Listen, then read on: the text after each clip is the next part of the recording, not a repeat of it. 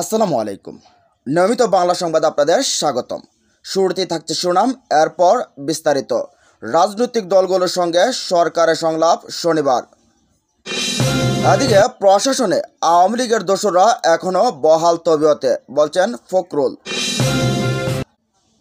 জানিয়ে দেব ব্লিংকেন জয়শঙ্কর বৈঠক, বাংলাদেশ পরিস্থিতি নিয়ে আলোচনা। আরও থাকছে সাবেক এমপি একরামকে কারাগারে প্রেরণ। এবং সবশেষ জানিয়ে দেব ডক্টর ইউনূস শেখ হাসিনার পথেই হাঁটছেন। এতক্ষণ শুনছেন সংবাদ শিরোনাম, এবার জানুন পুরো বিস্তারিত। আগামী শনিবার থেকে রাজনৈতিক দলগুলোর সঙ্গে ফের বৈঠকে বসছেন প্রধান উপদেষ্টা প্রফেসর ডক্টর মোহাম্মদ ইউনূস। বৈঠকে দেশের প্রধান রাজনৈতিক দলগুলোর আমন্ত্রণ জানানো হবে। এই বৈঠকে সংস্কার কমিশনের কাজের অগ্রগতি অবহিত করা ছাড়াও দেশের আইনশৃঙ্খলা পরিস্থিতি সম্পর্কে অবহিত করা ও পরামর্শ নেওয়া হবে। বুধবার রাজধানীর ফরেন সার্ভিস একাডেমিতে এক প্রেস ব্রিফিংয়ে এসব তথ্য তুলে ধরেন প্রধান উপদেষ্টার প্রেস সচিব শরীফুল আলম। তিনি বলেন, 8 আগস্ট অন্তর্বর্তীকালীন সরকার গঠিত হওয়ার পর প্রধান উপদেষ্টা ও উপদেষ্টা পরিষদের সঙ্গে রাজনৈতিক দলগুলোর সঙ্গে 2 দফা বৈঠক হয়েছে। আগামী শনিবার থেকে ফের এ বৈঠক অনুষ্ঠিত হবে।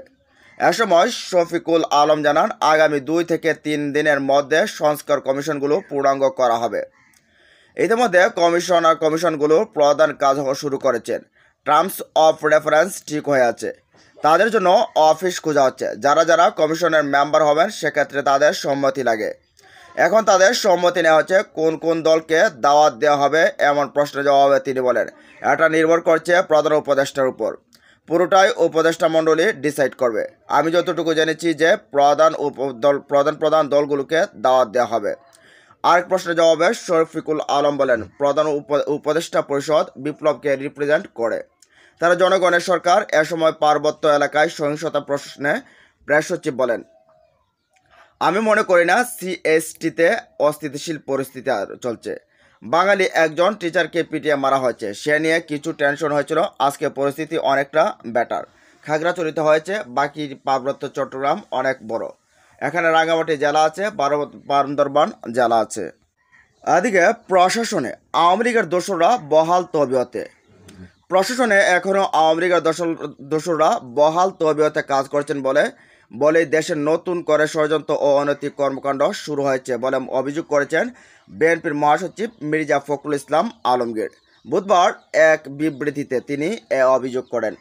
বিএনপির মহাসচিব বলেন, বর্তমানে দেশ পতিত আওয়ামী ফ্যাসিস্ট সরকারের নির্দয় শাসন শোষণ থেকে মুক্তি পেলেও সানজিদা ইসলাম তুলির ভাই সাইফুল ইসলাম শ্যামলকে বাড়ি থেকে উঠিয়ে নিয়ে যাওয়ার ঘটনায় দেশবাসী শঙ্কিত হয়ে পড়েছে।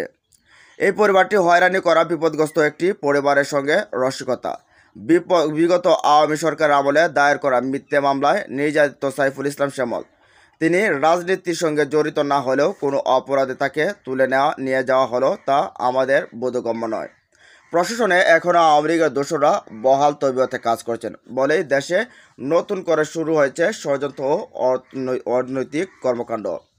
তিনি বলেন, এসব আওয়ামী দোসরদের চিহ্নিত করে ব্যবস্থা নিতে ব্যর্থ হলে এর দায় পড়বে অন্তর্বর্তী সরকারের উপর। ফ্যাসিস্ট আওয়ামী শাসক গোষ্ঠীর নির্মম দুঃশাসন থেকে মুক্ত হয়ে জনজীবনে যে স্বস্তির বাতাস বইছে সেটিকে নির্মূল করতেই এই ধরনের ঘৃণ্য ঘটনা ঘটানো হচ্ছে, যা খুবই উদ্বেগজনক। মির্জা ফখরুল বলেন, প্রায় 1 যুগ আগে গুম হয়েছে বিএনপি নেতা সাজেদুল হক সুমন। গুম হওয়ার পর সাজেদুল হক সুমনের পরিবার মানসিকভাবে বিপদগ্রস্ত ও আতঙ্কগ্রস্ত। ছেলে সুমনের জন্য তার মা কাঁদতে কাঁদতে প্রায় অন্ধ হয়ে গেছেন।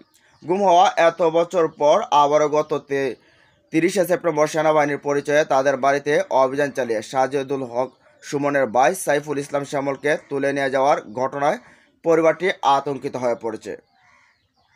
অভিযান পরিচালনার সময় অভিযান পরিচালনকারীরা মায়ের ডাক সমন্বয়ক সানজিদা ইসলাম তুলি সহ পরিবারের সদস্যদের সঙ্গে গালিগালাজ ও চরম অশালীন আচরণ করে। তারা বাসায় ছোট্ট শিশুর সঙ্গেও মানুষের মতো আচরণ করে। তিনি বলেন, দেশকে অস্থিতিশীল করার সঙ্গে জড়িত কুচক্রী মহলের অপতৎপরতা বন্ধ করতে অন্তর্বর্তীকালীন সরকার জোরালো ভূমিকা পালন করবে বলে আমি আশাবাদ ব্যক্ত করি। গুমের শিকার পরিবারগুলোর গড়ে তোলা সংগঠন মায়ের ডাক সমন্বয়ক সানজিদা ইসলাম তুলির পরিবারের সঙ্গে দৃষ্টতাপূর্ণ আচরণের বিরুদ্ধে আমি তীব্র নিন্দা ও প্রতিবাদ সহ সব ধরনের ঘটনা যাতে পুনরাবৃত্তি না হয় সেজন্য জোরালো আহ্বান জানাচ্ছি। এদিকে ব্লিংকেন জয়শঙ্কর বৈঠক, বাংলাদেশ পরিস্থিতি নিয়ে আলোচনা।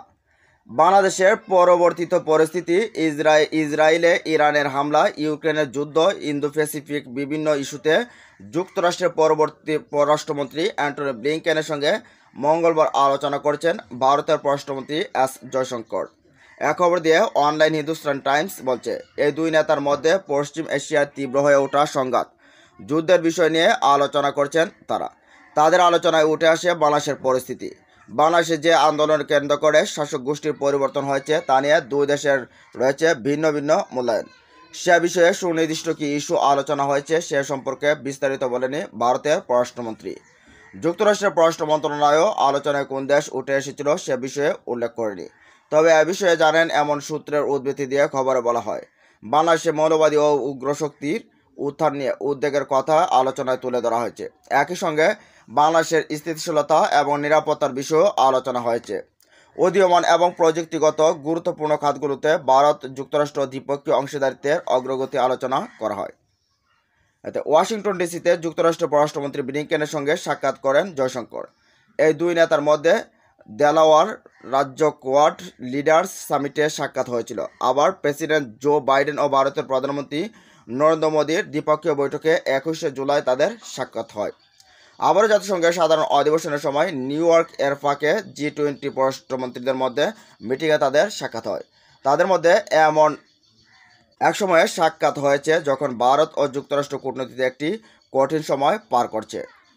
এমনকি যুক্তরাষ্ট্র প্রেসিডেন্ট নির্বাচন এবং বাইরে দুটি যুদ্ধের মুখোমুখি। এই দুই নেতার মধ্যে বৈঠকের আগে ব্লিংকেন তার ভাষণে ইসরায়েলের বিরুদ্ধে ইরানের হামলার প্রসঙ্গ তুলে ধরেন। তিনি একেবারে অগ্রহণযোগ্য বলে আখ্যায়িত করেন।